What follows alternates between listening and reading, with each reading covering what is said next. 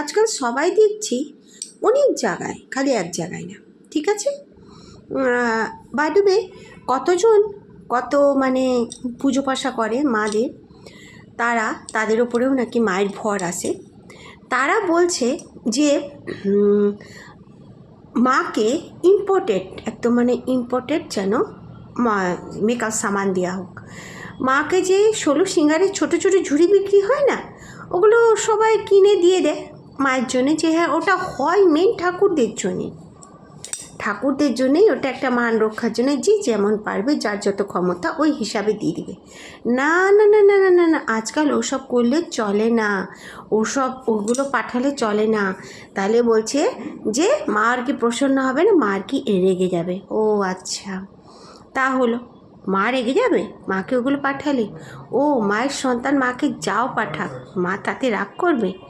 আচ্ছা, যা হোক, জানলাম, নতুন কথা জানলাম, শুনলাম, মানলাম, ঠিক আছে। মা যখন রেগে যাবে তাহলে তোগুলো পাঠানো চলবে না, আর মাকে দেওয়া চলবে না। তো তোমাদেরকে একটা কথা বলি সবাইকে আমি, যেও আমার এই ভিডিওগুলো দেখছো, তোমাদের ঘরে কি ঠাকুর নেই? ঠাকুর বসাও না ঘরে।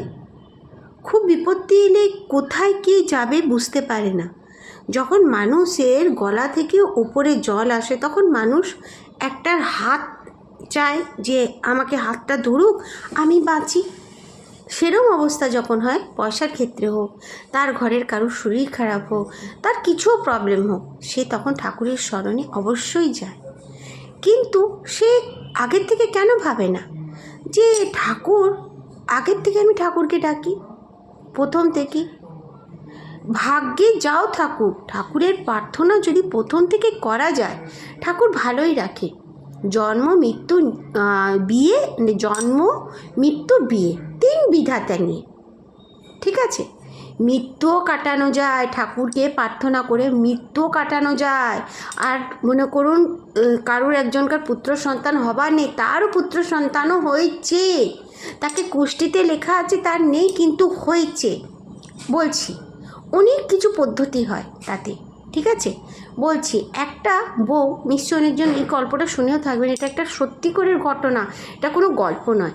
একটা বউ বাচ্চা ছিল না, সে রোজ ঠাকুরকে পুজো করত। তো ইধার ওধার লোকেদের কাছে মানে এই মন্দির সেই মন্দির, এই বাবা ওই বাবা করে বেড়াত।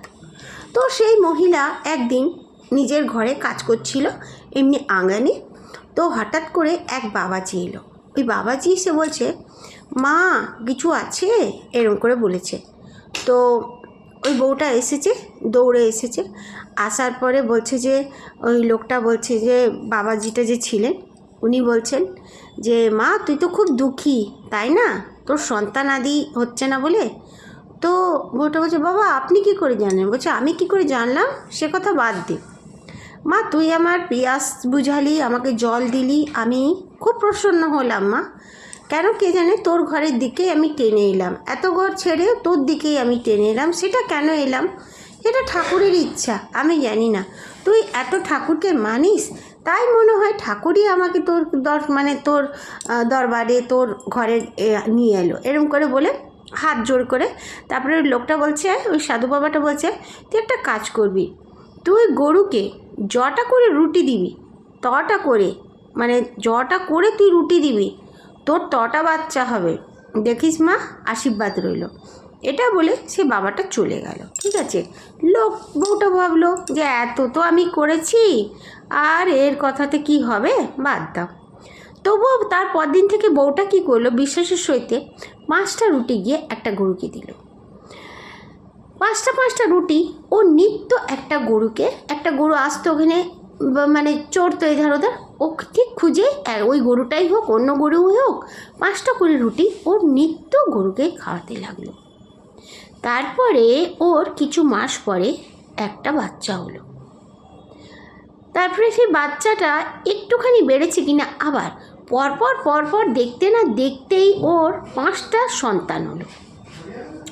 ও তো খুব খুশি হয়ে গেল। তখন ওর স্বামী বলল কি, তুই 5টা করেই রোজ রুটি দিবি, যেন বাড়াবি না রুটি। তখন ও বলল, ঠিক আছে, বাড়াবো না কোনো মতে। ওর একটা চেনা শোনা দিদি ছিল, তাকে বলল জানিস এমনি এমনি, ও বলছে যে বাহ তোর তো বেশ কদিন মানে কত বছর পরে বাচ্চা হয়েছে, কি করে হলো? ওর দিদিটা বলছে, তখন বলছে যে দিদি এরম এরম কথা জানিস? তখন দিদিটা বলছে হ্যাঁ তোর ভাগ্যে ছিল এখন পাবার তাই পেয়েছিস, যাই হোক কোনো কথা না। তবু ওর দিদিটাই কথাটা বলেও ওর মনেও লালসা জাগলো, ওরও কোনো সন্তানাদি ছিল না। ও তখন কি করেছে, বউটা 11টা করে রুটি দিতে লেগেছে। তখন 11টা করে যখন রুটি দিতে লেগেছে তখন ওর ওরম পরপর পরপর পরপর পরপর 11টি বাচ্চাই হয়েছে। তখন ওর বোনকে বলছে তুই আমাকে বলেছিলি, আমি তোর কথাটা খুব একটা বিশ্বাস করেছিলাম না, তবু আমি এটা পরীক্ষার রূপে আমার কেন কে জানে মন বলল করি, আমি 11টা করে রুটি দিতাম।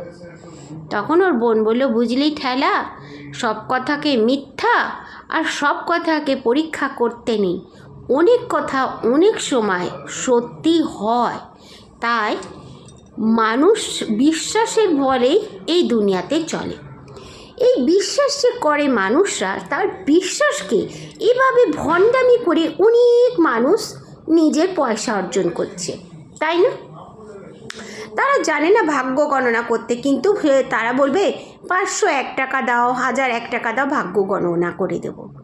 সে জানে না কোনো প্রেডিকশন করতে, সে কোনো দিন অ্যাস্ট্রোলজির কোনো একটা বই খুলেও দেখেনি, কি সে অও ঠিক করে পড়তে জানে না, সেই মহিলারাও এসে বলছে ভাগ্য গণনা করব। কে ভাগ্য গণনা শিখিয়েছে? তুমি কিসের? তুমি তোর স্বামী সন্তান নিয়ে তুমি তার সাথে ঘর করছো, স্বামীর সাথে তোমার সম্বন্ধ আছে, তাতে তুমি ভাগ্য গণনার কি শিখলে? হ্যাঁ, যদি তোমাকে সত্যি সৎ বিচার করার আছে, সৎ পথে চলার আছে, ভলেই তুমি স্বামী সন্তান নিয়ে আছো, থাকতে হয় সমাজের জন্য, নিজের জন্য, নিজের বাচ্চাদের জন্য, কিন্তু তুমি সেমনি থাকবে, সন্ন্যাসিনীর মতন থাকতে হবে, অনেক কিছু মানতে হবে, মিথ্যা কথা বলা চলবে না, কাউকে অভিশাপ গালাগাল দেওয়া চলবে না, তবেই তুমি একটা সত্য মানুষ হতে পারবে আর ভাগ্য গণনার দিকে যেতে পারবে। অনেক নিয়ম আছে, এসব মিথ্যা অবিচার করে মানুষকে ঠকিয়ে পয়সার জন্যে, তাহলে তুমি যদি অতই ভাগ্য গণনা করতে জানতে, তাহলে তোমাকে এক মা থাকতে আরেক মা বসাতে হতো না, তাই না? যে বোঝার সে ঠিক বুঝে যাবে।